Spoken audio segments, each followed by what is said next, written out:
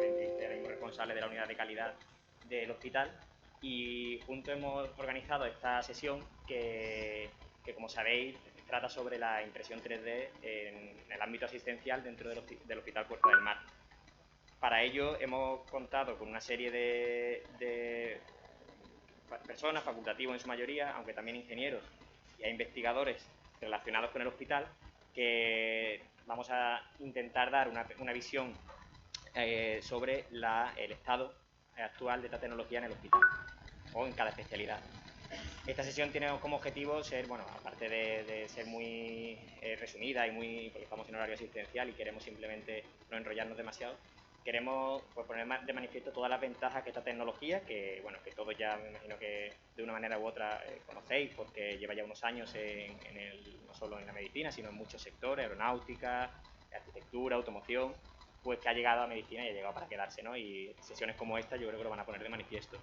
Entonces, la sesión vamos a tratar, como hemos dicho, con diferentes especialistas, neurocirugía, maxilo, trauma, oncología, cardio, y nada, y agradecer, por supuesto, que tantas especialidades se hayan involucrado. Agradecer especialmente a la dirección del hospital, la dirección gerente y la dirección médica, que están aquí presentes, que hayan venido a escuchar lo que queremos decir. Y bueno, y también comentar que gracias también sobre todo a Mara por ayudarnos a la organización, porque este tipo de sesiones de calidad sin la ayuda de personas que le den calidad no sería posible, ¿no? Está acreditada, no olvidéis luego la firma para recibir los certificados de acreditación.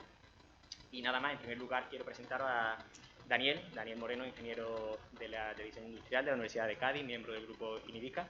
Daniel, cuando quieras. Que como buen ingeniero nos va a dar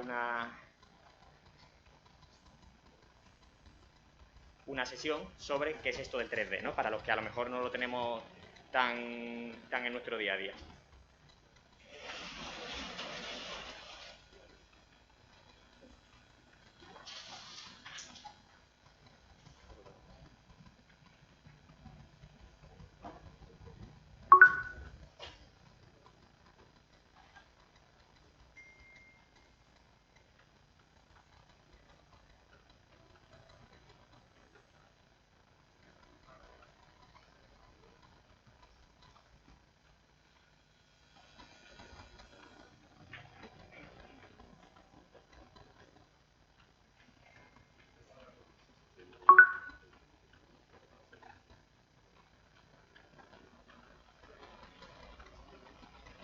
Vale. Hola, buenos días. Bueno, en primer lugar, muchas gracias, Pablo, por la invitación y encantado de estar aquí para hacer una charla muy sintética, muy rápida, sobre los principios fundamentales de la impresión 3D para que tengáis una visión un poquito más general de lo que es. Bueno, mi nombre es Daniel Moreno, soy profesor en la Escuela de Ingenieros y bueno, ya desde hace unos años trabajo con Pablo en temas de diseño de producto médico, básicamente siempre buscándolo a través de la impresión 3D. Como en poco tiempo, vamos directamente al grano. Bueno, contaros un poquito, de manera general, que tradicionalmente la fabricación siempre se ha aproximado desde tecnologías, procesos de fabricación sustractivos o conformativos, esto es, retirando material o deformando material. La impresión 3D o fabricación aditiva, como se conoce ahora, tiene la particularidad, como ya sabéis, de colocar el material justo donde se necesita, con unas consecuentes ventajas, como pueden ser la creación de formas geométricas muy complejas o el punto de vista ecológico, ¿no? De la reducción de material en el uso. A nivel general, el proceso cuando se trabaja en la impresión 3D, siempre a partir de un desarrollo de proyectos se genera un resultado, que es un archivo, es un producto médico o un producto en general, es un producto diseñado en 3 dimensiones que pasa por una serie de etapas antes de llegar al proceso de máquina. Básicamente, por resumirlas rápido, es a partir de ese diseño 3D se genera una malla poligonal que se lamina y se genera en un procesador, un postprocesador, donde se definen los parámetros del proceso y normalmente se imprime. Hay que tener en cuenta que las piezas fabricadas por impresión 3D requieren normalmente casi siempre de un proceso de acabado, que es muy importante, de un postprocesado. Es interesante conocer que la impresión 3D no vale para todo. Realmente ha habido un hype estos años, como que si fuera una tecnología mágica que soluciona todos los problemas. pero realmente tiene unas aplicaciones muy concretas y ahí más o menos las he sintetizado, que es para esos primeros prototipos en el desarrollo de producto, que siempre es bueno tener cuanto antes, para series muy cortas, ¿vale? Para productos personalizados, y quizás ahí es el punto más fuerte que se alinea con el diseño de producto médico, ¿vale? Y bueno, y para, como he dicho antes, para piezas con una complejidad geométrica muy demandante. Al colocarse el material capa a capa, se pueden hacer formas que no se podrían hacer de otra manera. Por ejemplo, una esfera dentro de otra esfera. Este gráfico resume básicamente cuándo es interesante, y como hemos dicho, el uso de la impresión 3D, perdón, y como hemos dicho, es cuando hay series muy cortas y de alta complejidad geométrica. Incluso unidades, te cuesta lo mismo en producción fabricar una unidad que 10 unidades, no hay una reducción consecuente por tirada. Voy a contaros de la manera más rápida que pueda las grandes familias tecnológicas que hay en la fabricación aditiva. Son 7 grandes familias definidas por la norma ISO y la norma ASTM. Y dentro de estas grandes familias hay muchísimas tecnologías, ¿vale? Ya depende del fabricante, depende del material, pues hay modificaciones tecnológicas dentro de estas grandes familias. Las vemos rápidamente. El primer proceso que se desarrolló, realmente, además históricamente, fue el proceso de estereolitografía. Aquí, a partir de una resina acrílica, un material fotopolimerizable que se cura con luz o con un láser, pues se consiguen formas geométricas que salen, es muy impresionante porque salen desde un sustrato líquido. Aplicaciones, un montón de aplicaciones, por supuesto, es una tecnología muy precisa, en el sector médico pues muy habitual para fabricar pues, guías de corte, temas de odontología, herramientas también útiles, accesorios. En fin, es una tecnología que da muy buenos acabados. Las tecnologías de extrusión de material, quizás las que más conocemos todos, ¿no? Las impresoras de sobremesa, que pueden tener muy bajo coste. Aquí el material pueden ser polímeros, pueden ser alimentos, pueden ser diferentes tipos de materiales, incluso ceras, ¿no? Pues es la tecnología que más se conoce, quizás es la tecnología más económica cuando buscamos las aproximación de sobremesa, hablamos de pocos cientos de euros, pero también hay máquinas de alto rendimiento de varios cientos de miles que son para fabricación ya con unas condiciones un poquito más controladas y materiales más exigentes. Es la tecnología más habitual, quizás la más democrática, y sé porque por su bajo coste, todo el mundo tiene acceso a ella, y bueno, y hay muchas aplicaciones como prototipos de herramientas, férulas personalizadas, simuladores. Es una herramienta muy versátil, pero bueno, con las piezas tampoco tienen unos acabados y unas propiedades muy demandadas, muy exigentes. Las tecnologías de polvo, ¿vale? Fusión del hecho de polvo, podemos encontrarlas en polímeros y podemos encontrarlas en metales fundamentalmente. Aquí a partir de una cuba, de un polvo de polímero de metal, se aplica calor o energía de diferentes formas, justo donde se quiere, y se van generando las piezas capa a capa de nuevo, que es la característica intrínseca de esta tecnología. Pues en las tecnologías del metal es muy habitual para temas ya de implantes, porque se consiguen pues bastantes rugosidades muy interesantes, se favorece la osteointegración y bueno, y también en combinación de algunos polímeros, como sabréis vosotros seguramente mejor que yo, que se combinan con procesos de recubrimientos metálicos. También para férulas y para brazos robóticos, esta tecnología también da muy buena calidad en polímeros.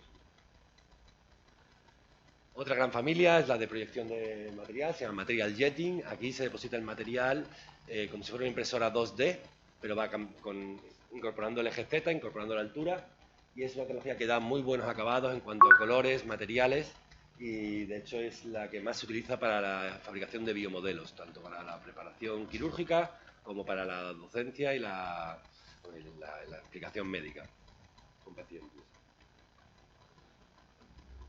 Otras tecnologías, quizás menos usadas en el sector médico, hasta donde yo sé, pues son las de deposición de energía focalizada. En este caso se aporta el material y la energía a la vez.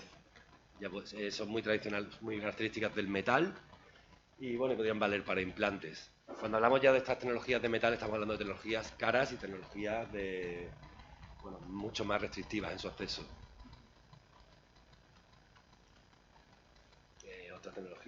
Otra gran familia es la de binder jetting. En este caso se deposita como si solamente el aglutinante sobre un soporte de material, normalmente en polvo, y bueno, son una de las primeras tecnologías desarrolladas y también muy útiles para prototipos con pocas características funcionales, por lo cual los podríamos englobar en el mundo del biomodelo, del prototipo de herramienta, pero sin grandes características mecánicas.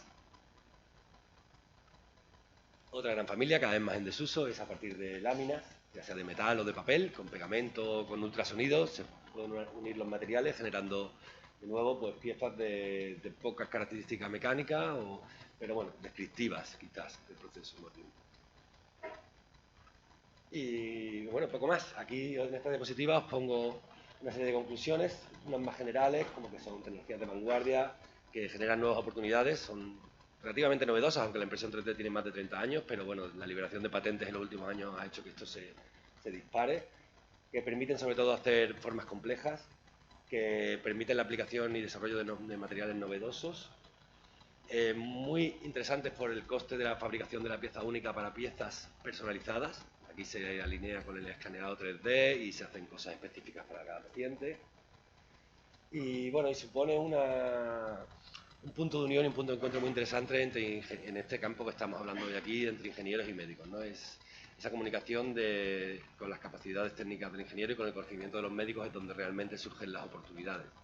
Aquí en la última parte de la conclusión, pues realmente se ven los distintos campos de aplicación que conozco y por la literatura se recogen, que son órtesis, prótesis, uso de implantes, biomodelos, herramientas y accesorios, ya sea para la consulta o para el quirófano, incluso simuladores de adiestramiento. También existe la bioimpresión, campo que se me queda un poquito más lejos, pero bueno, que sería una tecnología de extrusión de material, donde me consta que se imprimen pues, materiales con células o se hacen andamiajes para esas células.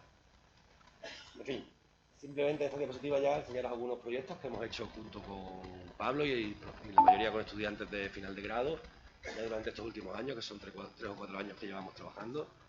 Y bueno, y lanzaros la pregunta a todos los que estáis aquí, que estáis interesados de qué más podemos hacer.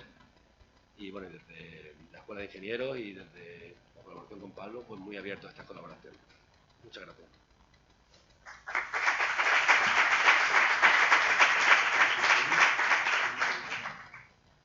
Muchas gracias, Daniel. La verdad que, sin duda, la colaboración con ingenieros es uno de los pilares para que esta tecnología se implemente en los hospitales.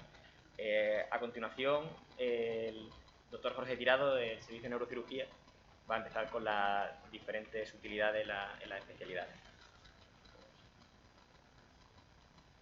Bueno, muy buenos días.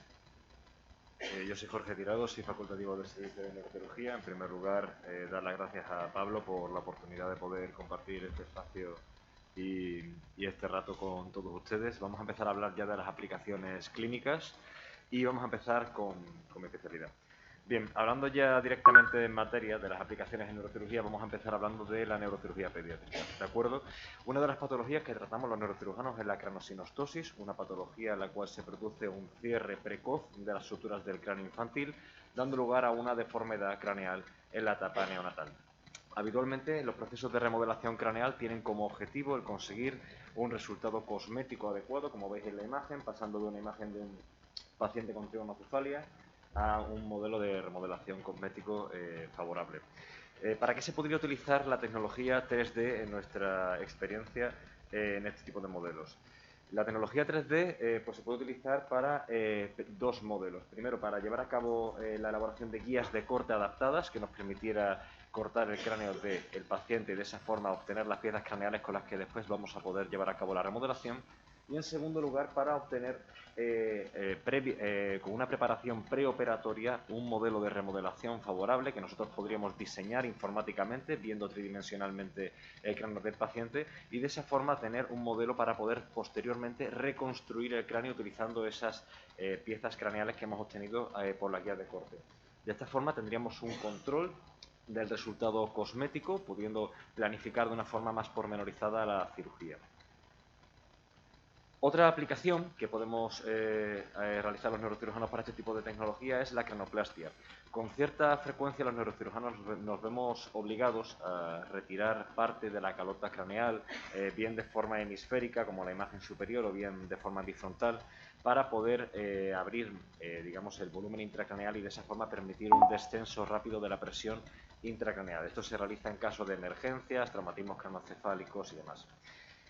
Habitualmente solemos utilizar la propia calota del paciente que enviamos al banco de huesos de Jerez para poder reconstruir posteriormente de forma diferida el cráneo del paciente. Pero en determinadas circunstancias, por ejemplo infecciones, no podemos utilizar esta calota craneal y tenemos que recurrir a materiales artificiales para poder reconstruir el cráneo.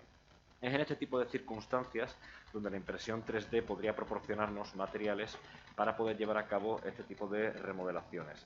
Existen diversos materiales que se han empezado a utilizar, el polimetilmetraquilato, el PIC, que se llevan utilizando tradicionalmente y que diversas casas comerciales no lo pueden proporcionar de forma pormenorizada, dándole un TAC 3D con el efecto craneal.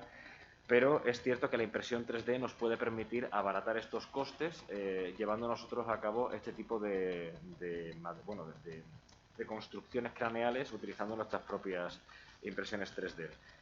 ¿Cómo se podría llevar a cabo esto? Pues hay diversas publicaciones sobre grupos que han empezado ya a utilizar este tipo de materiales.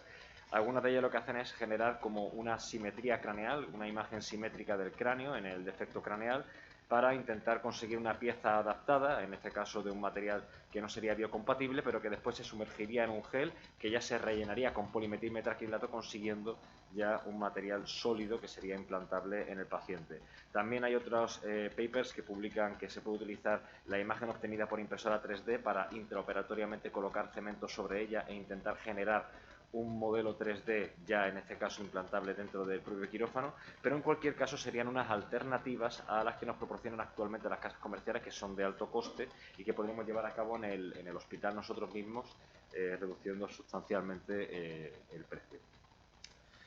Ya hablando de más consideraciones genéricas, la cirugía craneal compleja, especialmente para tumores cerebrales y malformaciones vasculares, la impresión 3D nos puede permitir llevar a cabo modelos anatómicos con resinas incluso de diferentes colores para representar diferentes estructuras, el parénquima cerebral, un tumor, determinados haces nerviosos que pudieran desplazarse alrededor del mismo, dándonos un modelo tridimensional más intuitivo que nos permitiría tanto a nosotros planificar la cirugía de una forma más pormenorizada como incluso con intención docente para nuestros residentes poder entender mejor las relaciones anatómicas de un tumor o de una malformación vascular con el resto del parénquima cerebral. Y sobre las aplicaciones de cirugía de columna, pues también en casos complejos podríamos llegar a utilizarlo, especialmente en aquellos que tienen variantes anatómicas o que tienen un grado de deformidad muy alto, cirugía de escoliosis, cirugía de malformaciones congénitas, en las cuales podríamos llegar a utilizar estos modelos tridimensionales para adaptar o para practicar previamente y entender mejor la anatomía del paciente. También, nuevamente, con intención docente, los modelos tridimensionales pueden utilizarse a modo de entrenamiento para residentes para poder practicar previamente determinadas técnicas quirúrgicas que a lo mejor en el vivo pues no realizamos tan frecuentemente y que pudieran hacerlo sobre un modelo con seguridad. Nada más, yo creo que en general esto es las aplicaciones en neurocirugía y bueno, seguimos con otros ponentes.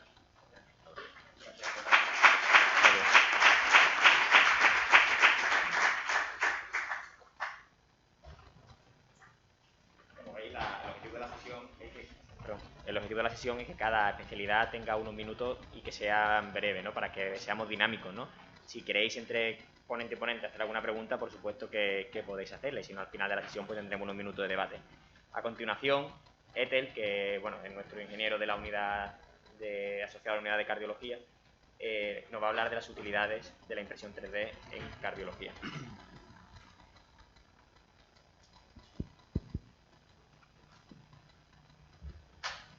Muchas gracias. En primer lugar, gracias, Pablo, por montar esta sesión.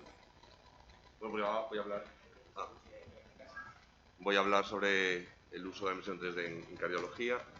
Voy a seguir este esquema. En primer lugar, hablaré sobre el flujo de trabajo hasta obtener el modelo 3D impreso. Después hablaré sobre las principales aplicaciones en cardio, las limitaciones que tiene esta tecnología, el punto en el que nos encontramos actualmente y lo que podemos encontrar en un futuro aplicado en la práctica clínica. Respecto al flujo de trabajo, en primer lugar lo que hay que hacer es obtener una imagen de buena calidad y en cardio contamos con varias técnicas de imagen. Una de ellas la ECO 3D, que es la que mejor resolución espacial nos ofrece, seguida por la resonancia magnética cardíaca y por último el TAC cardíaco, que es la técnica óptima para este tipo de aplicaciones. Una vez que obtenemos la imagen, lo que tenemos que hacer es segmentarla y procesarla para construir un volumen de la cavidad que nos interesa. Una vez obtenido este volumen, lo convertimos en un formato determinado para imprimirlo, lo mandamos a la impresora y se puede imprimir en distintos tipos de materiales.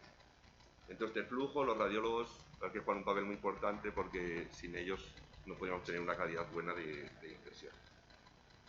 Respecto a las aplicaciones, esta técnica nos puede ofrecer aplicaciones orientadas a la educación, a la investigación o a la planificación de intervenciones. Respecto al ámbito educativo, la impresión 3D orientada al paciente también puede ayudar a mejorar la comunicación médico-paciente, ya que permite explicar de una forma más interactiva y más intuitiva algunas patologías y las intervenciones que se van a realizar. También la impresión 3D puede ayudar a nivel formativo de estudiantes y residentes, porque puede ayudar a comprender mejor la anatomía cardíaca y algunas malformaciones congénitas, incluso practicar sobre el modelado, pues algunas intervenciones que en vivo no se podrían hacer. A nivel de investigación hay varias líneas abiertas, una de ellas es la de biomateriales, que es el estudio de materiales que reproduzcan las características físicas, mecánicas y físicas del tejido cardíaco. Otras aplicaciones se relacionan con el estudio de modelos de flujo cardíaco en ciertas patologías o incluso el desarrollo de dispositivos como stents, válvulas o válvulas cardíacas. Respecto a la planificación de intervenciones, pues permitiría planificar intervenciones en enfermedades congénitas, cierres de comunicación interauricular, cierres de comunicación interventricular. Hace un par de meses se realizó en este hospital una intervención de cierre de comunicación interventricular apoyada en un modelo 3D. También permite planificar intervenciones de patologías vasculares o de reemplazos valvulares, o incluso analizar los riesgos de estos reemplazos valvulares. Implantar una válvula donde hay calcificación para ver el riesgo que hay en ese implante. Otras aplicaciones están orientadas a cierre de orejuela, y aquí hace un par de meses se publicó un artículo donde varios intervencionistas pues, hablaban de las bondades de usar esta técnica, de estos modelos previos a la intervención y cómo reducía los tiempos de intervención. A nivel de arritmia nos permitiría también planificar intervenciones de ablación por radiofrecuencia de auricular, alrededor de las pulmonares, o incluso las ablaciones de taquicardia ventricular, ya que nos permite imprimir el ventrículo izquierdo y sobre ello sobreimponer también las cicatrices que son las que producen esa taquicardia. De esta forma, bueno, pues saber cómo abordar la intervención. Esta técnica también, esta tecnología también tiene una serie de limitaciones que voy a exponer, alguna de ellas, también con las posibles soluciones. En primer lugar, como sabemos, el corazón se está moviendo a lo largo del ciclo cardíaco, pero el modelo siempre se imprime en una única fase del ciclo. Entonces lo que hay que hacer es seleccionar la fase del ciclo óptimo para la impresión. También otra limitación es los materiales que están utilizando, bueno, pues que no cumplen con las características del tejido cardíaco. Pero lo que se propone es más inversión en investigación y desarrollo, para poder desarrollar nuevos materiales que simulen las propiedades físicas del tejido cardíaco. También existe una falta de estudios a gran escala y ensayos clínicos aleatorizados que permitan validar el uso de esta técnica en el ámbito clínico.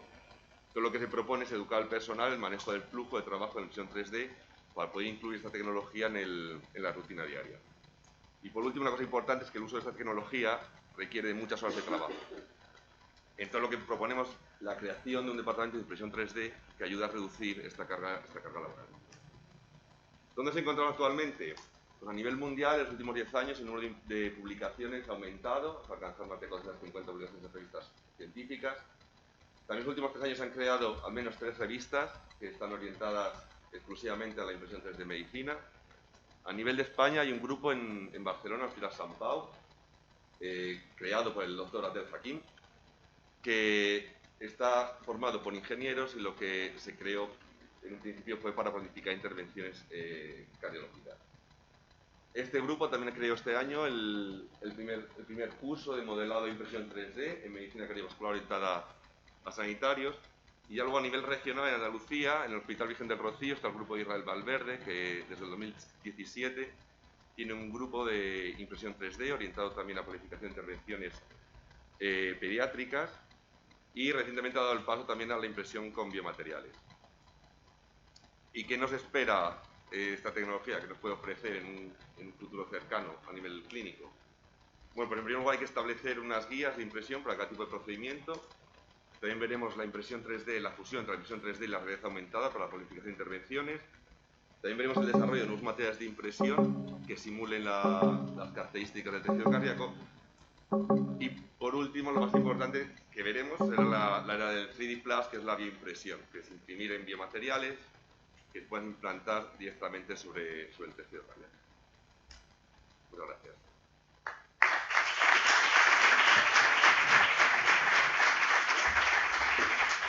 Muchas gracias, Ete. La verdad que muy interesante y sobre todo que ya van saliendo ciertos conceptos como las creaciones de laboratorios interhospitalarios y bueno.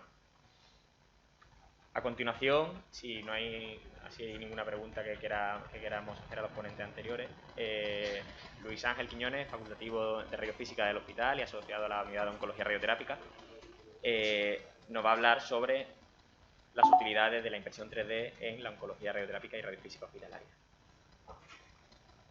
Muchas gracias. Hola a todos. ¿Se me escucha?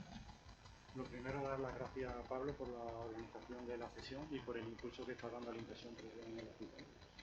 Soy Luis Quiñones, soy facultativo especialista aquí en el Hospital Puerta del Mar de Cádiz y os voy a hablar de las aplicaciones de la impresión 3D en oncología radioterápica y radiofísica hospitalaria.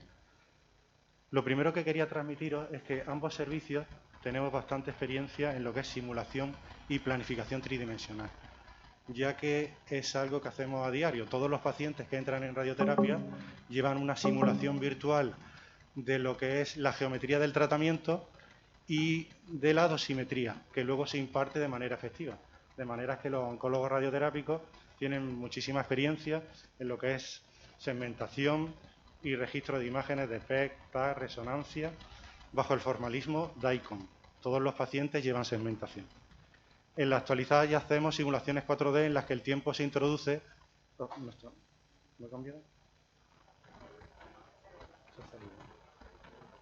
En la actualidad ya hacemos simulaciones... ¿No se escucha? O... Ah, tenemos algunos problemas.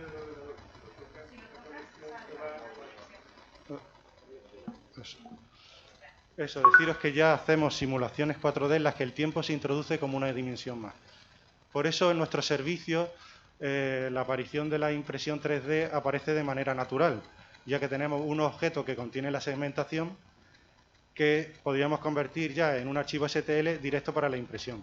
Habría aplicaciones en las que se necesitaría además software de diseño asistido. Bueno, pues ya yendo al grano, los procesos asistenciales que mejor se ajustarían a la impresión 3D y podrían ser implementados según el reglamento 2017-745, que habla precisamente de la fabricación de productos sanitarios en hospitales, son los siguientes que aparecen a continuación. El cáncer de piel, tanto en radioterapia externa como en braquiterapia. Cuando hablamos de radioterapia externa, hablamos de una fuente que está a cierta distancia del paciente, una fuente de radiación que está a cierta distancia del paciente.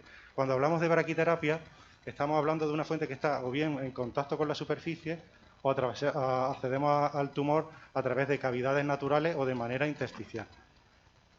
¿Qué otros procesos se verían beneficiados? Pues el cáncer de cérvix en las aplicaciones de braquiterapia, el cáncer de mama, en aplicaciones de intersticiales, de braquiterapia intersticial, también en ORL y braquiterapia intersticial encontraríamos aplicaciones. Empezando por el cáncer de piel, en lo que es radioterapia externa, utilizamos unos dispositivos que se llaman bolus, que no son más que unas láminas de material que se colocan sobre la superficie del paciente para conseguir que la dosis se deposite sobre la superficie del paciente, ya que las radiaciones que utilizamos de manera natural liberan esa superficie para evitar toxicidades. Meter este bolus nos permite llevar esta dosis a la superficie. Pues bien, existen soluciones comerciales, como la que vemos abajo a la izquierda, pero la impresión 3D lo que nos permitiría es una mayor customización de los tratamientos, una mayor personalización. En este artículo vemos una primera imagen en la que no tenemos bolus, luego tenemos un bolus comercial que está bastante exagerada la mala colocación. Esas zonas de aire nos hacen que la dosimetría no sea correcta. Luego tenemos estas dos últimas imágenes que son impresiones 3D que, como vemos, pues se adaptan muchísimo mejor al contorno del paciente. Esto en contornos más planos no ocurriría. Estamos hablando de contornos con cierta curvatura.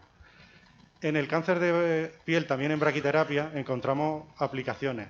En este tipo de cáncer utilizamos unos aplicadores que tienen unos canales por los que una fuente radiactiva va a depositar dosis a través de posicionamiento en distintas paradas de posicionamiento. Pues bien, necesitamos que la geometría esté muy ajustada, que las distancias de estos canales a la superficie sea de medio centímetro. Existen aplicaciones comerciales, como la que vemos también abajo a la izquierda, que se llaman Flavor Flap, pero la impresión 3D nos permitiría una mayor precisión geométrica y una mayor personalización. Deciros que en este aspecto hemos trabajado bastante, hemos hecho bastantes pruebas, junto con la doctora Lucía Gutiérrez, de oncóloga radioterápica. Inicialmente también nos ayudó Rafael Bienvenido, que está aquí escuchándonos. Y es algo que tenemos bastante avanzado. Ya tenemos hechos protocolos y es algo que podríamos empezar a hacer mañana mismo. Bueno, mañana no, que es sábado, pero el lunes sí, porque tenemos ya hechos los protocolos. Lo único que necesitaríamos sería la licencia de fabricación in-house del hospital. Aquí tenemos otro artículo en el que se representa eso que os acabo de explicar ahora mismo. En la imagen de la izquierda tenemos la solución comercial, que no nos permite hacer un implante correcto en zonas con cierta curvatura, debido a que no se mantiene esa distancia y no hay una adaptación en superficie. En otras zonas más planas no tendríamos estos problemas, como sería, por ejemplo, en un brazo, otras zonas en las que tengamos menos curvatura. En localizaciones como la nariz o el pabellón auricular sí que tenemos bastantes problemas, y es donde se ve el beneficio de esta tecnología. En el cáncer de cérvix, en aplicaciones de braquiterapia, existen también soluciones comerciales como la que veis abajo a la izquierda. Es un aplicador que tiene dos ovoides que se insertan en el fondo de la vagina y un tándem uterino que entra en el cérvix. Todo esto nos permite conformar una dosis en torno al cérvix. Como veis, también existe una solución para ello mediante impresión 3D. La imagen que veis abajo a la derecha está hecha en el Hospital 12 de Octubre. Lo que se ha hecho es que se ha hecho un molde a la paciente de la vagina, ese molde se ha escaneado y con esas imágenes se ha diseñado unos canales que luego se han impreso en 3D. En esos canales se han introducido unos tubos plásticos por los que la fuente radiactiva va a depositar la dosis en distintas posiciones. Como vengo diciendo hasta ahora, mayor personalización y mayor precisión geométrica. En braquiterapia intersticial de cabeza y cuello y mama utilizamos unas plantillas a las que llamamos templates que guían las agujas que vamos a poner en contacto con el tumor y a través de esas agujas la fuente radiactiva va a ir depositando las dosis en distintas posiciones. Pues bien, la solución comercial que veis abajo a la izquierda es también bastante genérica. Una impresión 3D nos permitiría, como vengo diciendo hasta ahora, mayor precisión geométrica y mayor personalización. Se haría a través de unas imágenes de simulación en TAC que serían posteriormente segmentadas. Y ya para terminar, os voy a hablar de otras aplicaciones en estudio que están menos implantadas, como son la fabricación de compensadores de haz de radiación de fotones, electrones y protones, que no son más que un dispositivo que se inserta entre el haz de radiación y el paciente. Variando la profundidad de este material y el tipo de material, conseguimos modular la dosis que se deposita a cierta profundidad. También encontramos aplicaciones en la personalización de los inmovilizadores en radioterapia. Si bien es verdad que las soluciones comerciales que hay son bastante buenas, están bastante personalizadas y se integran muy bien en el flujo de trabajo, aunque por lo que creo que no llegarán nunca a sustituirlo. Deciros también que me hubiese gustado hablar de las aplicaciones de la impresión 3D en el control de calidad de equipamiento, que forma parte también de nuestra cartera de servicio, pero como la sesión estaba enfocada más clínicamente no puedo hablar de ello, pero que sepáis que son también muchas aplicaciones. Y esto es todo, muchas gracias.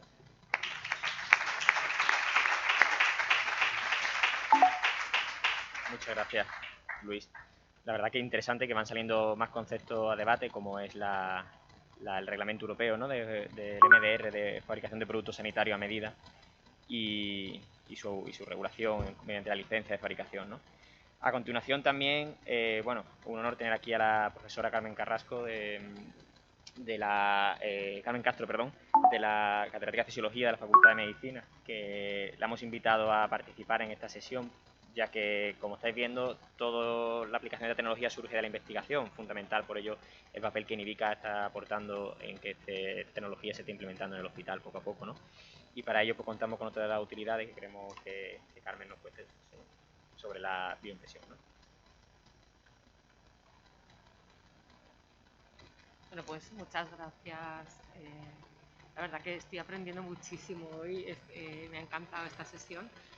Y yo lo que venía a hablaros un poco es de la bioimpresión y cómo, bueno, cómo, se puede utilizar en investigación. Hemos escuchado a nuestros compañeros hablar un poco de la fabricación aditiva, ¿no? Esta base de la industria 4.0 que nos permite convertir modelos que están en digital en bueno, pues unos modelos tridimensionales sólidos, ¿no? Utilizando impresión 3D y sin necesidad de moldes, ¿no? Tenemos un proceso típico, ¿no? Para hacer, por ejemplo, un modelo de un órgano, tendríamos... vamos, perdonad que no se ve bien porque yo creo que es el formato de... Pero bueno, adquiriríamos una imagen con técnicas de imagen, ¿no? Bueno, eso lo pasaríamos a digital, ¿no? Y mediante la impresora 3D pues podríamos tener un modelo de un órgano, ¿no? Que es lo que hemos estado escuchando esta mañana. Ahora, vamos a dar un paso más, ¿no? ¿Cuál es este paso más que podemos dar? Hemos escuchado, ¿no?, cómo estos modelos nos pueden servir pues, para hacer planes de operaciones, para docencia, pero el paso que vamos a dar ahora es, vamos a imprimir un órgano, un tejido que es activo, un órgano bioactivo, ¿no? Un tejido bioactivo. Un tejido que responde, que es capaz que las células son capaces de reaccionar y que nos pueden permitir estudiar pues reacciones celulares, terapias celulares, drug discovery. ¿Cómo damos ese paso con la impresión 3D, ¿no? Aquí tenéis un ejemplo que no sé si se ve bien, sí. Sí, con una impresión 3D, ¿no?, nosotros podemos utilizar, en lugar de materiales inertes, podemos utilizar materiales vivos, ¿no? Si pensáis en un tejido aquí tenéis, por ejemplo, el ejemplo de la piel, ¿no? Una piel, bueno, tiene una estructura estratificada, y esa estructura, ¿qué es lo que se la da? Esa matriz extracelular, ¿vale? Nosotros podemos simular esa matriz extracelular mediante el uso de biomateriales, como pueden ser estructurados por proteínas, hidratos de carbono, ¿no? En el que hay colágeno y gelatina, y esos materiales son las biotintas, ¿no? Y esas biotintas yo las puedo mezclar con células. Por ejemplo, si yo quiero imprimir piel, voy a necesitar pues queratinocitos, voy a necesitar fibroblastos, y voy a utilizar una serie de células madre del tejido adiposo, por ejemplo, ¿no? Esto lo mezclaría con mis biotintas, ¿no? Y yo puedo ir imprimiendo los distintos estratos de una piel, ¿no? Tendría, por ejemplo, mi dermis, mi epidermis encima, ¿no? Esto ahora mismo pues, se podría implantar en un paciente, se podría utilizar para investigar, ¿no? Pero, y una vez que yo lo he imprimido, lo puedo cultivar, ¿no? Esas células van a proliferar, van a diferenciarse, y yo voy a tener piel, por ejemplo, ¿no? Entonces, vamos hacia una bioimpresión 3D in situ, ¿no?, en la que podremos imprimir ese tejido, por ejemplo, sobre el paciente, ¿no? Bien, ahora mismo nosotros lo estamos utilizando mucho en investigación biomédica, ¿no? Si pensamos en la investigación biomédica, nosotros lo que intentamos es estudiar el funcionamiento celular, el funcionamiento tisular, la fisiología de los órganos, ¿no? Buscamos terapias celulares, buscamos marcadores para diagnóstico, terapias farmacológicas. ¿Cómo lo estamos haciendo, no? Bueno, clásicamente hemos utilizado, bueno, pues células aisladas del propio paciente, bueno, pues, fluidos aislados del propio paciente, incluso hemos analizado tejidos del paciente, ¿no? Pero todos estos, digamos, modelos de estudio, ¿no? Pues ninguno se acerca completamente a lo que es bueno, pues el individuo y el órgano en concreto, ¿no? Tiramos de modelos animales, ¿no? Pero estos modelos animales realmente tampoco se parecen a lo que sería exactamente el ser humano, ¿no? Entonces hemos buscado recientemente nuevos modelos, modelos que se basan en la construcción de órganos y, por ejemplo, no sé si conocéis los organoides, ¿no? ¿Qué es un organoide? Un organoide es un mini órgano que yo puedo construir in vitro a partir de células madre que aíslo de un individuo. Pueden ser células madre embrionarias o pueden ser células madre pluripotenciales inducidas. Estas células yo las voy a expandir, ¿no? Depende de los factores que yo le ponga para diferenciarse. Puedo tener organoides de intestino, ¿no? Y puedo estudiar, en estos se han utilizado mucho para estudiar cáncer de colon, puedo tener organoides de riñón o puedo tener organoides cerebrales, ¿no? Nosotros, por ejemplo, tenemos este tipo de organoides, ¿no? Que generamos a partir de células madre que reprogramamos, ¿no? Y tenemos como una especie de minicerebros, ¿no? Minicerebros que representan una corteza cerebral, por ejemplo, ¿no? Y podemos estudiar, pues, neurogénesis, angiogénesis, contactos sinápticos. Aquí, por ejemplo, tenéis un ejemplo, ¿no? De cómo serían estos organoides, ¿no? Cómo se crecerían estos organoides. Veis que este sería el organoide y esto es lo que veríamos en un cerebro normal, se parece muchísimo, ¿no? Y estos son unos organoides que yo he generado en mi laboratorio, ¿no? Estos tienen 21 días, pero se pueden crecer hasta 3 meses, ¿no? Y van pareciéndose a lo que es, bueno, un minicerebro, ¿no?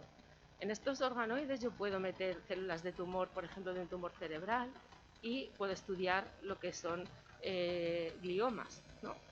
Pero ¿qué le pasa a este modelo, ¿no? Este modelo, por ejemplo, no me permite estudiar la vascularización, no me permite ver las diferencias intertumorales, ¿no?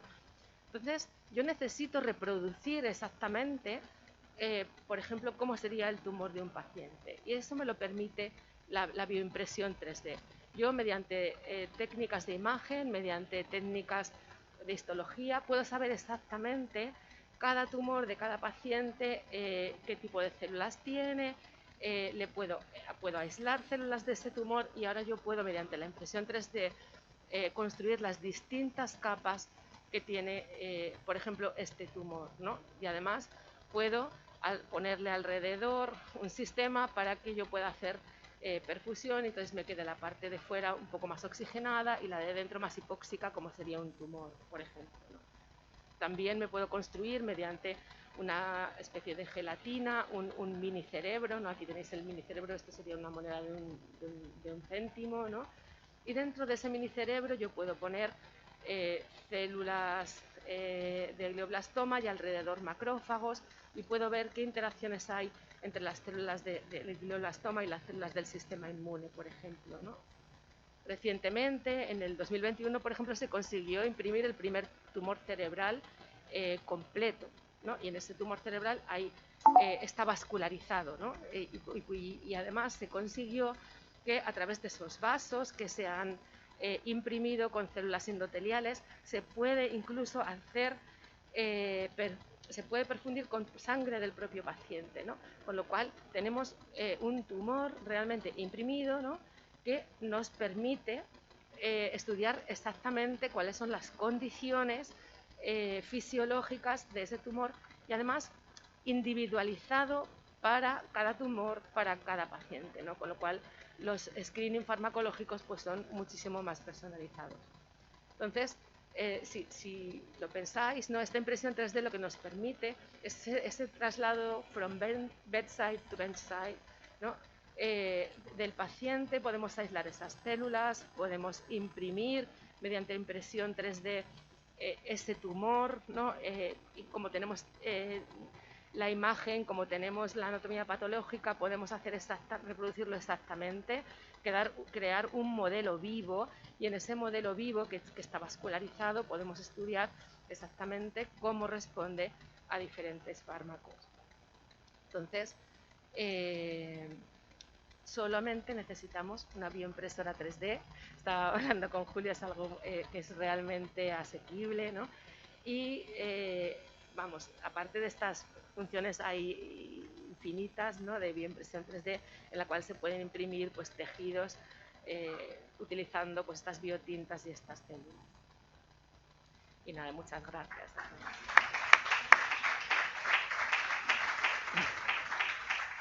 Muchas gracias, Carmen. La verdad que sin duda el camino de la investigación para que avancemos, ¿no? A continuación, pues no podría ser de otra forma, como el órgano más grande del cuerpo, la dermatología, también tiene utilidad esta tecnología, y para ello Gonzalo Gallo, presidente de dermatología, nos va a hablar sobre las diferentes utilidades de esta tecnología en la dermatología.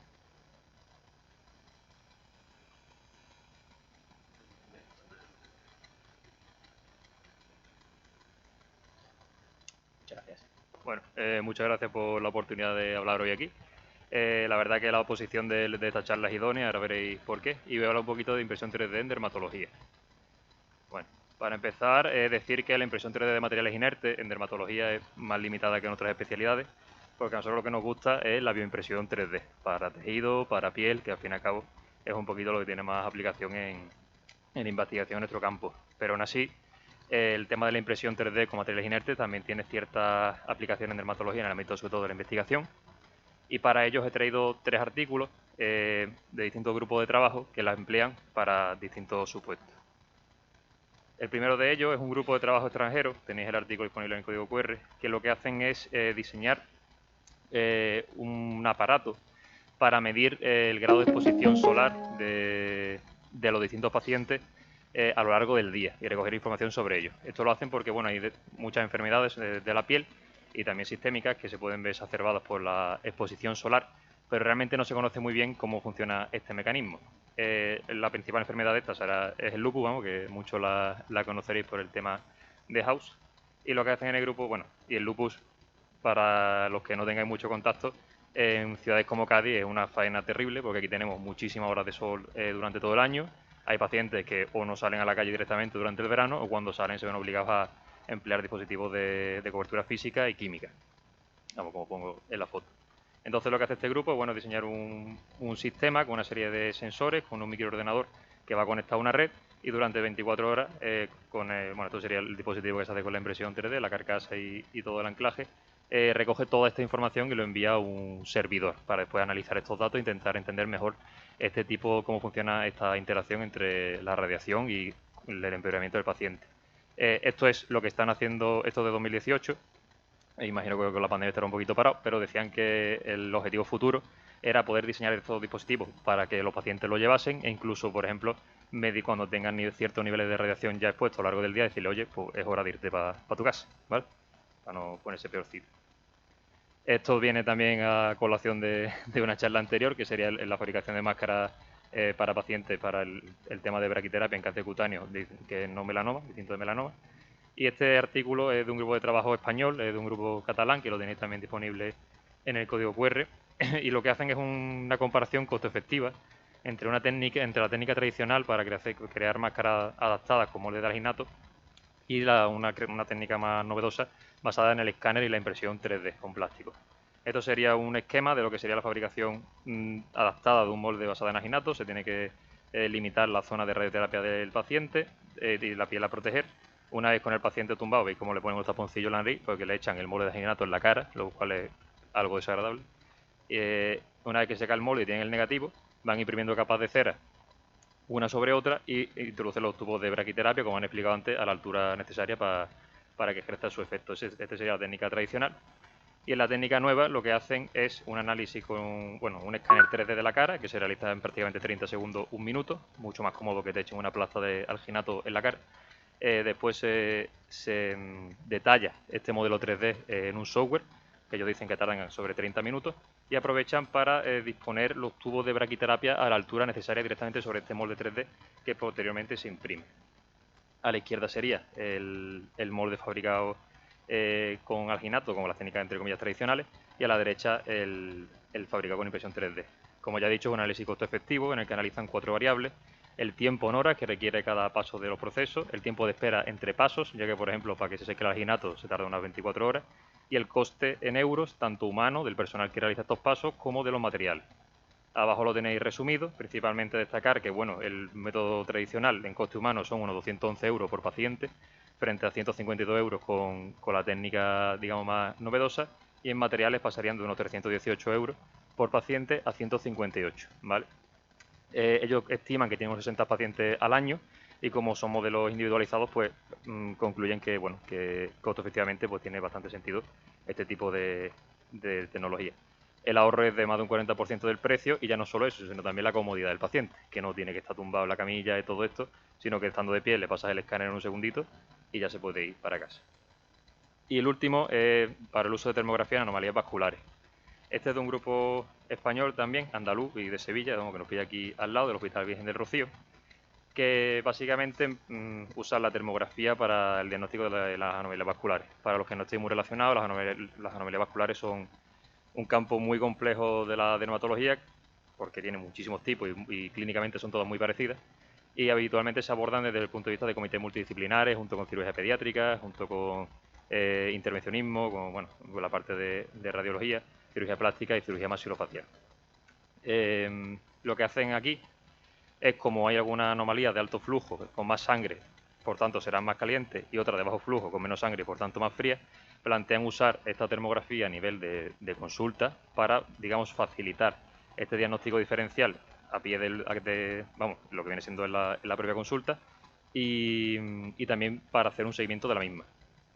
Para ello diseñan este aparato, que esto sería el segundo o tercer prototipo que hacen, que es el que tienen publicado, que básicamente son unos sensores infrarrojos, una cámara y un termómetro acoplado a una Raspberry Pi, un microordenador que sirve para este tipo de proyectos de investigación, y una batería, y todo ello lo va imbuido en una carcasa hecha con impresión 3D para facilitar ese manejo en consulta, para no tener todas las piezas sueltas.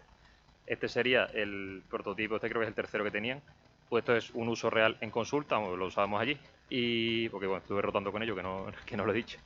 Y esto sería una niña, por ejemplo, con una anomalía vascular en la espalda, y se está usando pues este aparato, digamos, creado con el tema de la impresión 3D para el seguimiento. Estas son algunas de las imágenes publicadas en el artículo. Esto sería una anomalía vascular de alto flujo. Vemos cómo se produce un aumento de la temperatura en el miembro afectado con un fenómeno de robo del miembro contralateral. Y esta sería una de bajo flujo, donde no vemos alteraciones de la temperatura. Es una técnica reproducible a pie de cama, es fácil de realizar, y también tiene el punto de vista de que es bastante objetiva, porque al fin y al cabo mide temperatura. Porque, por ejemplo, cuando se hace una ecografía para este tipo de cosas, depende mucho de la experiencia que tenga el operador. Este sería otro ejemplo, arriba de bajo flujo y abajo de alto flujo. Y bueno, en el artículo tenéis mucho más. Y nada, espero no haberme extendido mucho. Como conclusiones, la impresión 3D con materiales inertes es de utilidad en dermatología, tiene múltiples aplicaciones a nivel de investigación, sobre todo, por ejemplo, para permitirnos conocer cómo determinados condicionantes ambientales pueden afectar a determinada dermatosis. También pueden ayudar en el día a día del paciente con enfermedades exacerbadas por agentes ambientales, y también pues, dentro de un proceso de un cáncer cutáneo no melanoma, para esa comodidad, ¿no?, durante el proceso de tratamiento. Y a nivel clínico pues, puede facilitar el diagnóstico, seguimiento y tratamiento de patologías como anomalías vasculares, cáncer cutáneo no melanoma y otras que no he puesto, como alopecia. No la he puesto porque no sabía si ponerla o no, pero a propósito de la primera charla, que hablan del diseño de patrones complejos, hay una técnica en alopecia que es de microneedling, que son como hacer pequeñas incisiones en la piel para favorecer, digamos, la nutrición del cabello y generar un cabello de mejor calidad. Y estos patrones muchas veces son muy complejos, y en impresión 3D se podrían personalizar a la zona de alopecia a tratar y conseguir, digamos, un resultado más óptimo. No lo he traído, pero si no me quería extender tampoco demasiado. Y nada, dar las gracias a los compañeros de Virgen del Rocío, de estos últimos con los que tuve la suerte de rotar, y al doctor Bernabeu, que espero que, bueno, ya le pasaré la charla para que le eche un vistazo. Así que nada, muchas gracias.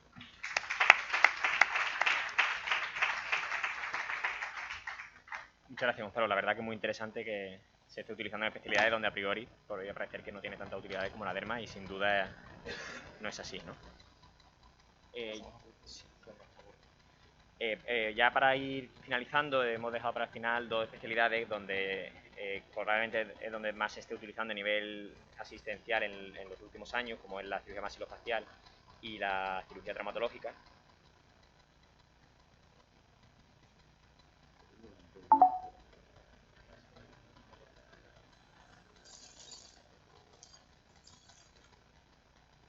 Para ello, el doctor Pablo Redondo, de la unidad de cirugía maxilofacial,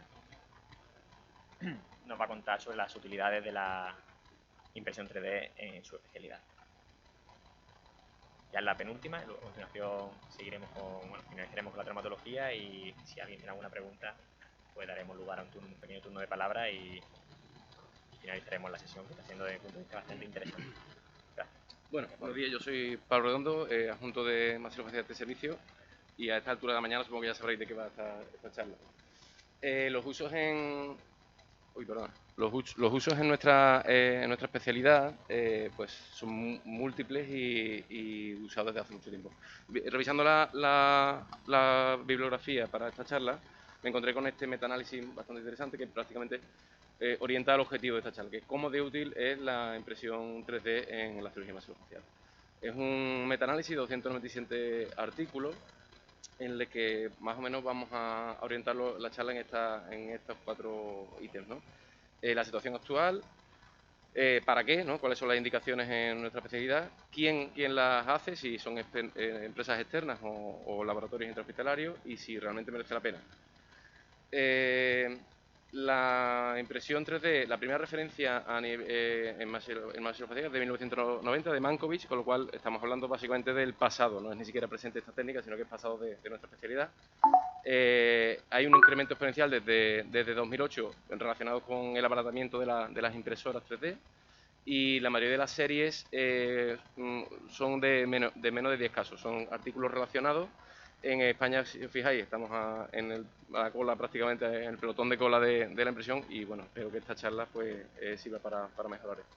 Quiere decir esto que no son indicaciones de uso rutinario, son solo para, como veremos ahora, casos un poquito más complejos. Las utilidades, ¿qué es lo que en qué áreas estamos usando esta técnica? Principalmente la bibliografía es en implantología, tema extrahospitalario, con lo cual no nos centraremos en esta charla. Reconstrucciones mandibulares, reconstrucciones de tercio medio, cirugía ortosnática, cirugía craneal, suelo de órbita y otra serie de indicaciones. ¿Qué es lo que se está imprimiendo? Pues principalmente son guías quirúrgicas, modelos anatómicos, principalmente esteroidográficos, implantes customizados y férulas de guía quirúrgica. Este es un caso, por ejemplo, de modelo estereotográfico de este hospital. Son modelos que son rápidos y de fabricación sencilla, tienen muy bajo coste de producción, son asumibles por el laboratorio del propio hospital y no están sometidos a limitaciones reguladoras, que ahora hablaremos como los implantes customizados. En este caso, por ejemplo, es un caso que se ha imprimido en este propio hospital gracias al servicio de radiología, que colaboran altruistamente con nosotros. Nos permite valorar la anatomía del paciente en un tiempo prequirúrgico, un tiempo en el que puedes tranquilamente planificar la cirugía en la mesa. Puedes hacer una simulación quirúrgica realista y amoldar material de osteosíntesis para el caso, como es este caso, por ejemplo, un caso oncológico, que ahorra tiempo quirúrgico. No hay que olvidar que también en tema de formación es importante. Este es un artículo de un grupo francés en el que para cirugía ortosnática, esta cirugía, que es una osteotomía sagital de rama, es una cosa relativamente difícil de llegar a una curva de experimentación importante, entonces se puede llegar a realizar esa curva con modelos estereotográficos para residentes o para adultos jóvenes, mucho antes que por practicar en pacientes, obviamente, ¿no? Férulas quirúrgicas, que es otro gran ítem, pues el principal uso es para cirugía ortosnática. Pensad que nosotros, bueno, pues para malformaciones dentoesqueléticas tenemos que partir la cara en muchos trozos para luego llevarlas al sitio donde debería realmente estar, ¿no? Esta información de dónde va el hueso solo la transporta esta férula quirúrgica, que estas férulas antes se hacían con procesos analógicos, ¿no? de moldes, y ahora se puede perfectamente planificar 3D e imprimir con impresora 3D. todo el tema, ya hemos hablado, yo no voy a hablar de materiales, pero todo el tema de implantes customizados de distintos materiales son de alto uso en nuestra especialidad. El primer caso, el de la izquierda, es un caso que de hecho está en producción, un defecto por un carcinoma epidermoide de seno maxilar, que ha provocado un defecto óseo tras la radioterapia, y está en producción para una prótesis de PIC para restituir la anatomía del paciente. Y desde este caso relativamente sencillo hasta un caso de una charla de un compañero alemán que escuché, en el que por una gran ablación también por un tumor centrofacial, toda la cara del paciente, por varias mallas distintas de material ensambladas entre sí, pueden llegar a restituir la anatomía del paciente. Y el último caso, pues cualquier prótesis de ATM customizada, que también en nuestro servicio tenemos alguna experiencia. No voy a entrar mucho porque se habla mucho de este tema, pero bueno, ¿cómo se hace esto? Lo que sí quiero es recalcar que desde el CD, desde el TAC o la resonancia que se saca las imágenes DICOM y que se procesan a la compañía, sí que hay una importante colaboración, o debe haberla, entre la compañía, o en este caso el ingeniero, y el cirujano, porque bueno, nosotros debemos aportar el punto de vista médico y ellos el punto de vista estructural y tecnológico, ¿no? Entonces, esa colaboración entre nosotros para que la prótesis que al final se ha diseñado pueda realmente aplicarse al paciente es importante, ¿eh? Otro tipo de ejemplo, pues guías de cortes y implante customizado, como por ejemplo en este caso es un sarcoma de mandíbula, en el que se ha de quitar toda la mandíbula porque el sarcoma se ve extendido ya básicamente a todo, intraóseo a todo el cuerpo mandibular. Entonces se planifica de forma 3D, se decide en el ordenador qué parte de la anatomía vamos a eliminar. Para esto se elaboran unas guías de corte con unos agujeros para que exactamente se pueda reproducir lo que estamos haciendo en el ordenador en el paciente. Esas guías de corte van atornilladas y nos dicen exactamente por dónde vamos a poder cortar esa mandíbula. Una vez hecho esto, esa mandíbula hay que volver a reconstruirla. Claro, la gracia de nuestra especialidad es que manejamos una parte tan estética del paciente que la reproductibilidad es muy importante. O sea, no podemos hacer algo así, bueno, medio hecho, porque estéticamente el resultado no sería aceptable. Entonces, fijaros, por ejemplo, para más o menos dar una forma de mandíbula de hemiarco, con colocación de implantes en el mismo momento de la cirugía para evitar que la radiación a este paciente los implantes se rechacen y esta paciente, que es una chica joven, pueda tener una función estética dental y para comer, ¿no? Adecuada. Entonces todo esto se tiene que planificar 3D y claro, es importante que todos estos cuadraditos de colores que veis llevan una angulación distinta. Entonces esto hacerlo a ojo es prácticamente imposible, aunque tengas unas horas de vuelo espectacular, porque solo cambiar 5 o 6 grados el error que se asume ahí hace que luego anatómicamente sea imposible reproducirlo, ¿vale? Entonces esto es fundamental para casos como este hacerlo. Entonces las guías de corte van asociadas a una impresión del material ya en metal, una placa de titanio en este caso, para ajustar todos esos fragmentos y luego conseguir pues más o menos un estado funcional. No he puesto, porque nos han insistido en no poner foto de paciente, no he puesto el resultado de foto de paciente, bueno, el que quiera personalmente enseñárselo, la verdad que los resultados son muy espectaculares.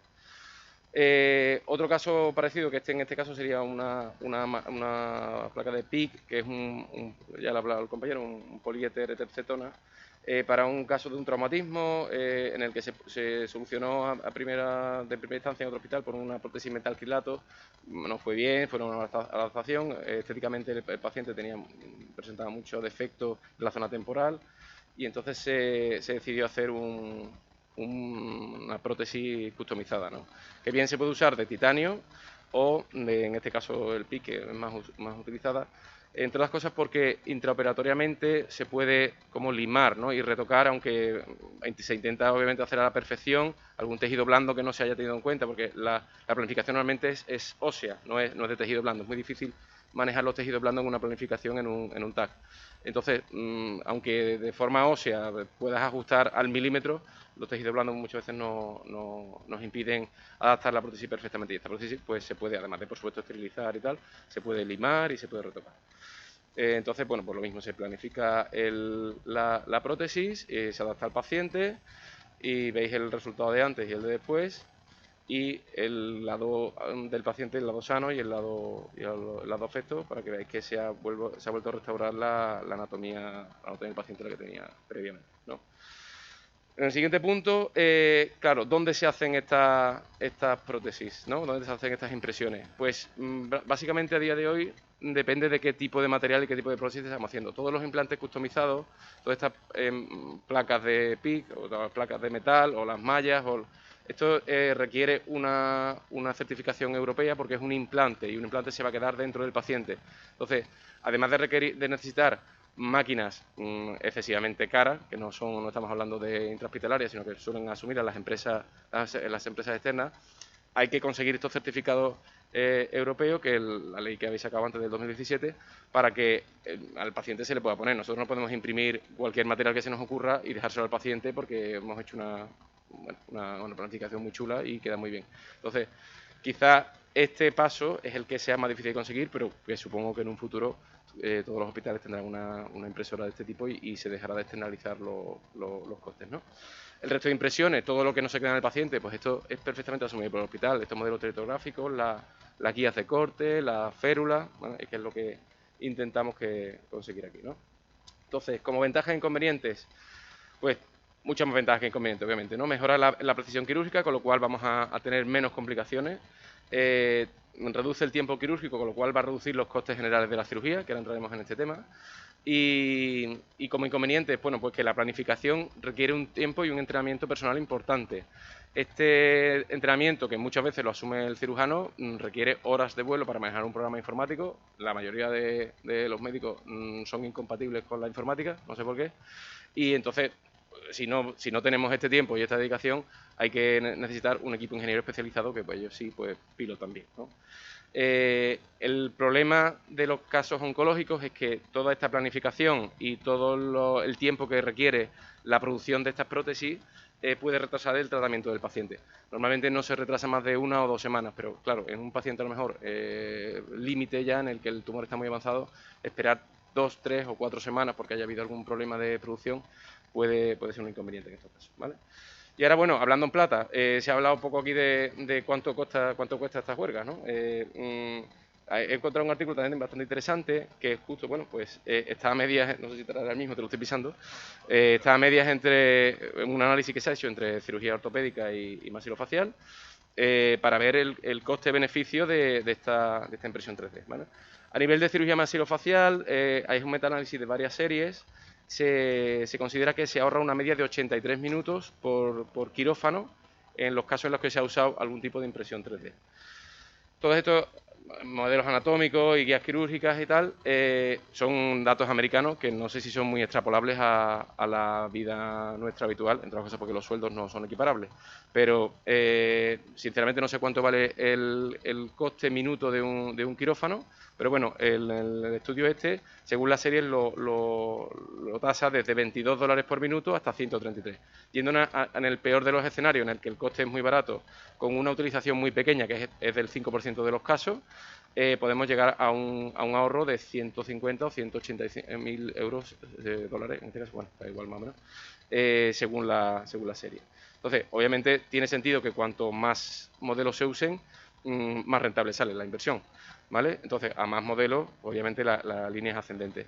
En este caso, tasa la inversión inicial de un equipo de impresión 3D en $150.000 anuales.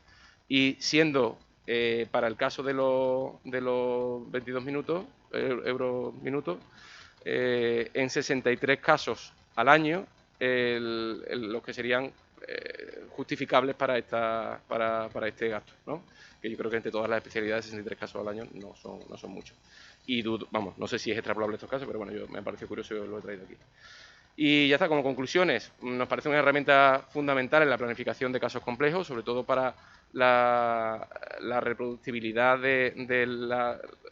sobre todo tercio medio y tercio inferior facial, que son excesivamente estéticos. Aumenta la predictibilidad de los resultados en el campo quirúrgico, mejorando así, por supuesto, la calidad asistencial del paciente. El paciente va a tener un mejor resultado.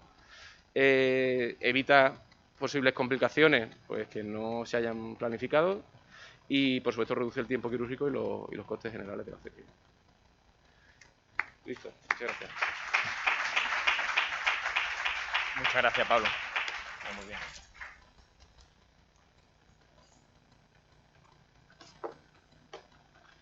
Bueno, muchas gracias. La verdad que, sin duda, en maxilofacial, al igual que en cirugía ortopédica, son especialidades donde esta tecnología tiene mucho interés, ¿no? Y por ello la hemos dejado para el final un poco como resumen de que a nivel asistencial esta tecnología es una realidad.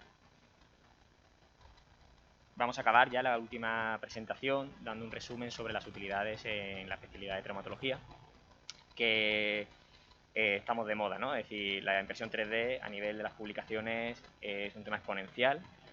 Basta cualquier búsqueda bibliográfica para saber que esto ha llegado para quedarse, que cada vez más especialidades y más aplicaciones, más especialistas están utilizando esta tecnología. Tenemos publicado nuestro grupo alguna publicación que hace un pequeño resumen, que os invito a que la conozcáis porque sirve para hacer una apuesta un poco de la situación actual y cuál es el papel que la tecnología tiene a nivel clínico y sobre todo también a nivel legal, que es muy importante. Y centrándonos en traumatología, pues ya desde hace muchos años empezaron a aparecer publicaciones, ¿no? Y es interesante destacar que de todo lo que esta tecnología, por eso quizá un poco que un traumatólogo esté aquí hablando tiene sentido, porque es que la mayoría, casi más del 40% de las publicaciones que se publican sobre 3D en medicina están en la especialidad de traumatología, ¿no? Por eso, bueno, personalmente tengo mucho interés, pero porque es útil en la especialidad a la que me dedico, pero creo que es interesante que todas las especialidades pues vean que esto se puede utilizar, ¿no? Pero también hay que utilizarlo bien, hay que dar un paso más y este trabajo es muy interesante de los compañeros de radiología que establecen dentro de cada especialidad dónde es útil y dónde no es útil, ¿no? Por ejemplo, en traumatología, la cirugía acetabular, la cirugía de los tumores, las diferentes fracturas y deformidades vertebrales, ahí tiene mucho sentido. Hay otras, tampoco podemos ahora volvernos locos y utilizarlo para cualquier cosa, porque efectivamente hay utilidades donde no tiene tanto sentido, ¿no? Y esto es algo que ya se sabe a nivel nacional, ¿no? Si alguno, bueno, tiene un poco de interés y busca, en los últimos 5 o 6 años, diría yo que cada 5 o 6 meses sale una publicación o una noticia en prensa sobre que hay un hospital en España, ya sea de pequeño o grande, de cualquier tamaño, que de repente empieza con la impresión 3D y lo publica y, bueno, todo el mundo esto lo ve como un hito, ¿no? Un logro en su hospital porque parece que es el carro al que nos estamos sumando, ¿no? ¿Y qué utilidades tiene? Se han hecho un resumen muy bueno, yo creo, muy completo en cada especialidad y probablemente traumatología resume o reúne un poco todas las utilidades, desde utilidades más simples, menos complejas, como son los biomodelos y demás, hasta algunas cada vez más complejas, como los implantes personalizados e incluso la bioimpresión que se ha hablado. Aquí lo que decimos es que, bueno, cuanto más simple, más fácil de hacer dentro del hospital. Pero claro, más fácil de hacer sabiendo que estamos haciendo productos sanitarios. Y productos sanitarios que tienen ya su normativa. Y que esa normativa hay que conocerla. El reglamento europeo de 2017 está ahí. Falta por aparecer un Real Decreto que aparecerá a lo largo de este año. Pero esta normativa es importante que se conozca y que exista y que se debata y que para eso está en este tipo de sesiones bueno, todo lo que surja a raíz de esta sesión. ¿Y qué utilidades tiene en traumatología? Pues sin duda la planificación no solo preoperatoria, sino intraoperatoria, ¿no? Hasta ahora los traumatólogos, muchos especialistas, pues utilizábamos radiografías, plantillas, pues con esto tenemos el modelo tangible, permite ensayar la intervención, premoldear nuestras placas, es algo eficiente, como también se ha comentado previamente, permite anticiparse a estos errores, tener el caso mucho mejor trabajado, solicitar instrumentales, implantes, y esto se sabe que reduce los tiempos quirúrgicos, es evidente, ¿no? No da lugar a la improvisación, da menos sangrado, con la ventaja que eso le supone a cualquier persona que entre en un quirófano a ser operado, menores dosis de radiación, lógicamente para todo el personal que está dentro de un quirófano, permite confirmar si lo que hemos planificado luego lo podemos ejecutar y bueno, y como veis todos estos son casos, lo que vamos a ir poniendo en las próximas diapositivas son casos que nuestro grupo tiene experiencia, como resumen un poco de las diferentes utilidades, ¿no? Casos de planificación, de premoldeado, de uso intraoperatorio, de práctica y demás. Esto es un hospital universitario, todos tenemos residentes y la formación es básica. Esta tecnología permite, como veis, fabricar o crear modelos que se van a utilizar para ensayar intervenciones, para entrenamiento, de cualquier técnica o de cualquier cosa. Es decir, no hace falta ensayar una osteotomía de una cirugía, sino de cualquier especialidad se puede crear un modelo, ¿no? Y esto ya hay publicaciones que lo avalan. El impacto de la formación a nivel de los especialistas en formación o de los estudiantes de medicina es mayor que con otro tipo de digamos, de modelos no comerciales. Permite la formación con casos reales, ¿no? Uno va a un curso y no está ensayando en modelos genéricos anatómicos, ¿no? Sino en modelos de la patología en concreto que se está ensayando en el curso, ¿no? De la deformidad o del tamaño concreto. Es, por lo tanto, muy eficiente. Y la posibilidad de, gracias a la colaboración con los ingenieros, de fabricar estos modelos con características pues personalizables para que cuando los trabajemos se reproduzca mejor la sensación. No es lo mismo operar, en nuestro caso, un hueso osteoporótico que un hueso de un niño, ¿no? O de un adulto joven, ¿no? Son las características completamente diferentes. Pues esta tecnología permite que estos modelos se fabriquen con esta sensación áptica, como se dice, más real, ¿no? Permite que tanto el docente como el alumno pues lo personalice, ¿no? Y algo que se nos olvida mucho comunicar, ¿no? Los pacientes vienen muchas veces a ser operados en cualquier especialidad con miedo, con inseguridad, con dudas, ¿no? Y con estos modelos que, como veis aquí en algunos ejemplos, se le proporciona al paciente, se le explica qué es lo que se le va a hacer. A los niños, que es muy interesante, se les regala incluso su modelo para que estén un poco más contentos si cabe dentro de su proceso, y permite pues que la relación médico-paciente pues os aseguro que mejora, ¿no? Disminuye por lo tanto esta ansiedad, ¿no? Ayuda a comprender la enfermedad, también permite que entre compañeros pues comuniquemos mejor, ¿no? Porque estamos tocando este modelo, ¿no?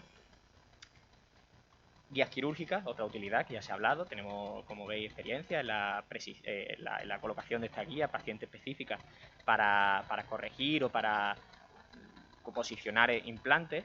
Esto permite que las curvas de aprendizaje de cirugías que son técnicamente muy exigentes pues sea menor, ¿no? Y por supuesto, con los tiempos quirúrgicos, sangrado intraoperatorio y dosis de radiación pues son menores. Permite también dar un paso más y hacer lo que se conoce como hibridación tecnológica, mezclar realidad virtual o realidad aumentada, ¿no? Que son otras tecnologías mediante una serie de gafas, en este caso, con visores que permiten pues mezclar diferentes tecnologías, y este es el camino un poco pues para conseguir algo como, por ejemplo, nos gustaría el otro traumatólogo, que es tener rayos X en los ojos mientras operamos, ¿no? Pues todo es un poco el camino que esta tecnología permite, ¿no? Muy interesante, y de hecho tenemos incluso licencias de diferentes modelos de utilidad para la fabricación de instrumental personalizado, ¿no? No hace falta ya ser un cirujano de los años 20 que diseñaba un separador y le ponía su nombre. Hoy en día cualquiera de los que estamos en quirófano, si tiene una necesidad específica, gracias al contacto con los cirujanos va a poder tener esta herramienta o este instrumental personalizado para el propio cirujano o para el propio paciente, ¿no? O incluso pues para, como veis en la imagen de abajo a la derecha, para fabricación de productos de bajo coste para cooperación sanitaria, como unos mangos de bisturí desechables que se enviaron a un proyecto de cooperación. Esto da también la posibilidad de crear estos materiales, estos instrumentales con propiedades.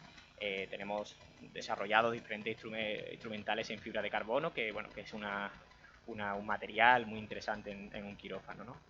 Y todo esto además a un coste y con una disponibilidad que es imposible en el mercado tradicional. Otra de las utilidades que en traumatología y en rehabilitación es muy interesante son las ortesis y las ayudas técnicas. Permite realizar férulas o diferentes posicionadores para la fabricación, para inmovilizar al paciente de una manera más personalizada. Quizás esto, pues las ortopedias y demás lo tienen muy claro, pero también tiene sentido que en un hospital se haga este tipo de inmovilizadores, ¿no? Permite pasar esta idea que muchas veces tenemos a un producto final, ¿no? Y sobrepasar estas barreras a un coste pues muy interesante, ¿no? Una de las últimas aplicaciones en traumatología es el tema de los implantes personalizados. No hace falta, esto se hace en empresas, ¿no? Pero no hace falta tampoco irse a una empresa. Gracias a la colaboración con ingenieros que estén en el propio hospital, podemos tener estos modelos y que, en este caso, por ejemplo, simplemente con una plastilina le puedes decir al ingeniero qué es lo que quieres y el ingeniero te fabrica o te diseña un implante. Esto lo hemos hecho con estudiantes de ingeniería mediante diferentes trabajos de fin de grado y de fin de máster, y es muy viable que en estos departamentos, que es un poco el objetivo de todo esto, estos departamentos de planificación y de impresión 3D, pues se pueda diseñar estos implantes, ¿no? el coste y la accesibilidad, pues ya os imagináis que es bastante interesante, ¿no? Y bueno, y si estamos aquí también es porque esto no es nuevo, esto desde hace unos años parece que el hospital va en esta línea. Esto del año 2018, hace 4 años, que salió en prensa, que en la página de la consejería, que el Hospital Puerta del Mar empezaba con un laboratorio de impresión 3D. A día de hoy, bueno, según me consta, hay mucho interés, hay muchas especialidades que lo están utilizando, pero falta ese paso más que tenemos que dar ahora y que es un poco uno de los objetivos de esta sesión, ya que todos nos unamos un poco bueno, tipo, unamos fuerzas para que creemos estas comisiones hospitalarias y ojalá más pronto que tarde pues llegue la creación de estos laboratorios hospitalarios dotados desde el punto de vista humano y estructural, ¿no? Y nada, muchas gracias y damos por finalizada. No sé si Mara quiere decir algo y muchas gracias a todos por la asistencia.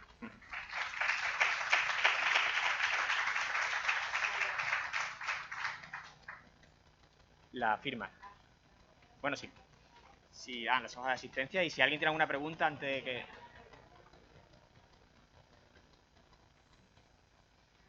¿Sí? Tenemos un micrófono, un segundín. Buenos días. ¿Se escucha, no? Bueno, yo soy Jorge Martín, soy cirujano vascular y quería preguntar cuánto tiempo puede tardar en hacerte una impresión 3D, por ejemplo, de una aorta desde un TAC. Porque en algunos casos que tenemos nosotros, si nos llega un paciente con una anatomía que no es estándar, hay equipos que están realizando modificaciones sobre prótesis estándar que colocamos y la forma de hacerlo es un poco tradicional con papel transparente, haciendo las marcas a través de la medida de TAC y viendo esta sesión, que por cierto enhorabuena, porque es muy interesante, se me ha ocurrido que teniendo un modelo 3D de esa aorta se podría realizar, digamos, la modificación de esa prótesis de forma mucho más sencilla y digamos, localizada, digamos, correctamente y con menor probabilidad de error. La respuesta es sencilla, es decir, el tiempo de fabricación de ese modelo primero dependerá de la prueba de imagen, si es de calidad o no. En el caso de una patología vascular necesitaría un TAC con contraste obligatoriamente para poder darle calidad a esa segmentación. Y luego la fabricación en función del tamaño. Una aorta desde la salida hasta la salida acá te puede tardar a lo mejor un día o dos, pero si simplemente necesitas un segmento específico, pues estamos hablando de unas horas, 2-3 horas. Probablemente puedes tener un modelo 100% fiable y real, porque eso sí, la prueba de imagen está calibrada y lo que imprime la impresora es lo que tiene el paciente. Eso está al milímetro, ¿eh? Perfecto. Hombre, me parece muy poco tiempo. Sí, como siempre decimos nosotros, las fracturas, por ejemplo, nuestras de dermatología que imprimimos, nosotros tenemos el modelo antes de que el paciente cumpla ayunas, decimos. Es decir, nosotros, el paciente se cae, se fractura un hueso, podemos tener su modelo en 3D antes de que llegue a quirófano, si lo hacemos bien, lógicamente, porque bueno, las horas de ayuna muchas veces nos condicionan y en ese tiempo de ayunas, que suelen ser 5 o 6 horas, tenemos el modelo ya fabricado y perfectamente, quizás no esterilizado, pero hay soluciones para tenerlo estéril en quirófano sin necesidad de esterilizar el modelo, pero estamos hablando de horas. Y eso es imposible que una empresa externa lo pueda suplir en ese tiempo, ¿no?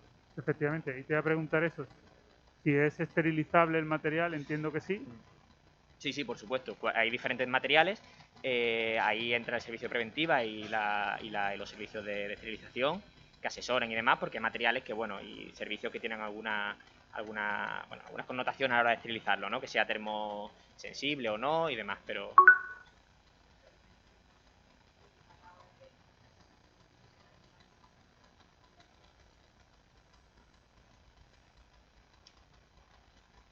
Nada, el micro por aquí.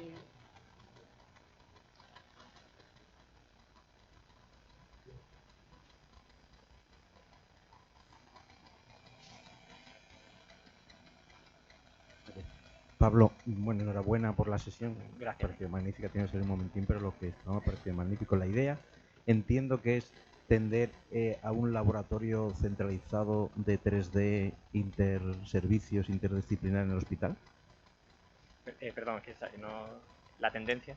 Si la idea es tener un laboratorio centralizado de impresión 3D para todos los servicios que lo requieran dentro del hospital. ¿Eso es Claro, verdad? la idea un poco que se está teniendo en los hospitales así de referencia, como puede ser este, es que haya departamentos donde la planificación quirúrgica o bueno, o médica y la fabricación de productos sanitarios se centralice. Y el ejemplo lo tenemos en hospitales, por ejemplo, como la Clínica Mayo o hospitales del norte de Europa, donde ya tienen laboratorios, donde hay bioingenieros trabajando, donde dependen de servicios, por ejemplo, como radiología médica, que es un servicio que al final son servicios de expertos en imagen médica, expertos médicos en imagen médica, y ese servicio de cobertura a las necesidades que puedan tener todas las especialidades. Las fórmulas digamos, de dotación de recursos hay muchas. Hay hospitales que realizan contratos de colaboración con empresas, por ejemplo, mediante prestación de servicios para dotar este departamento, ¿no? Igual que puede ser una prestación de servicios con una empresa de limpieza o de cafetería, ¿no? Pero en este caso con una empresa de impresión 3D o de planificación. Y luego, pero claro, la ubicación, que es lo importante, donde tiene que ser accesible para los profesionales, ¿no? Es decir, tiene que estar dentro del hospital. Esto no tiene sentido que esté fuera del hospital, porque el paciente, que es donde está todo, donde se centra todo, está en el hospital. El médico está en el hospital y el conocimiento está en el hospital. Si externalizamos esto al final a una empresa, perdemos todo eso y al final la empresa encima nos cobra. Es decir, no tiene mucho sentido que algo que se pueda hacer, que la normativa, que el Real Decreto y eso, por supuesto el MDR da la opción de que se haga en un hospital, pues la tendencia es que, hombre, si es una tecnología que ha llegado para quedarse, pues que se haga en el hospital, ¿no? Siguiendo con el hilo que dice Pablo, creo que apostar por esta necesidad que surge y que está creciendo aporta valor a la calidad asistencial y a la personalización de los cuidados. Hay algo que todos había hablado mucho tiempo, el gasto, disminución del gasto, pero se está hablando todo el rato de disminución del gasto directo, pero no del gasto indirecto que se pueda ahorrar de complicaciones derivadas de la utilización de productos estándares y de la utilización de servicios de productos estándares y posteriores a una cirugía. Y también nos ha hablado de las infecciones que se pueden derivar de mayores tiempos de estancia hospitalaria, que esas infecciones conllevan mayores tiempos de hospitalización, segunda y tercera hospitalizaciones, con lo que conlleva, lo que tanto nos preocupa a los preventivistas, las infecciones por multiresistentes, con reingresos, deterioro del paciente y encima mayor gasto sanitario. Es decir, que todas las ventajas que aporta esto son tan numerosas y en diferentes aspectos y en diferentes especialidades que sería para tenerlo muy en cuenta a la hora de posicionarnos como un hospital que somos de tercer nivel, un hospital de referencia en la provincia de Cádiz, que tenemos una plantilla de profesionales altamente especializados y con muchas ganas. Y eso es lo que creo que tenemos que seguir potenciando. Toda la gente que está motivada, con ganas de trabajar y con ganas de mejorar la calidad de la asistencia sanitaria y que nuestros pacientes estén cada día más contentos y orgullosos de nuestro incentivo por mejorar para ellos. Y nada más, agradeceros que hayáis venido tantas personas, la verdad es que es un gusto ver a tanta gente reunida después de tanto tiempo. Sí. Y Pablo, pues agradecerle que le interese tanto la calidad en el hospital, a veces se olvida y la calidad es en el día a día. Muchas gracias. Muchas gracias, Mara.